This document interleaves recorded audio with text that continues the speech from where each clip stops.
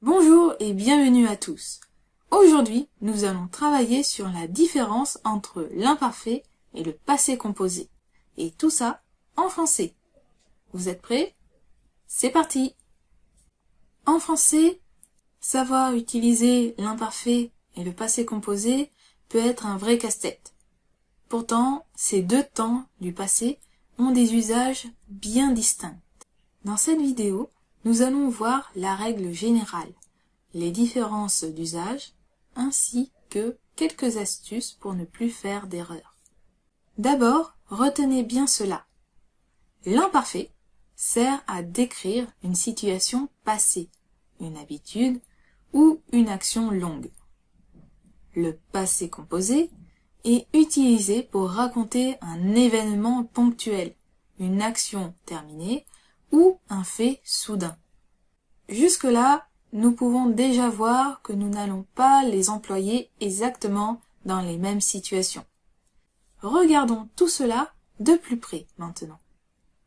L'imparfait est utilisé dans plusieurs cas. Décrire une situation ou un contexte. Il faisait beau et les oiseaux chantaient. Parler d'une habitude dans le passé. Quand j'étais enfant, je jouais au foot tous les dimanches. Exprimer une action longue ou en cours. Elle lisait un livre pendant que son frère dormait. Astuce. Si l'action dure longtemps ou se répète, c'est souvent l'imparfait qu'il faut utiliser. Le passé composé est utilisé pour une action ponctuelle et terminée. Hier, j'ai vu un film au cinéma. Un événement soudain, tout à coup, il a commencé à pleuvoir. Une suite d'actions courtes et successives. Je suis entré, j'ai posé mon sac et j'ai allumé la télé. Astuce. Si l'action est brève, terminée ou si elle est avancée dans l'histoire, il faut utiliser le passé composé. Souvent, ces deux temps sont combinés. Imparfait pour le décor, les habitudes. Le passé composé pour les événements qui font avancer l'histoire. Par exemple, il faisait froid, description. Alors, nous sommes rentrés, action ponctuelle, boire un chocolat chaud.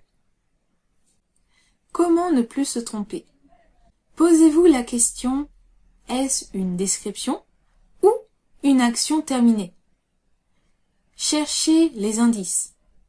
Tous les jours, souvent, imparfait. Soudain, hier, passé composé. Pratiquez régulièrement avec des exercices. L'entraînement est la clé du succès. L'imparfait et le passé composé ont des fonctions différentes. Mais maintenant que vous connaissez leurs usages précis, vous allez faire moins d'erreurs. Dernière astuce.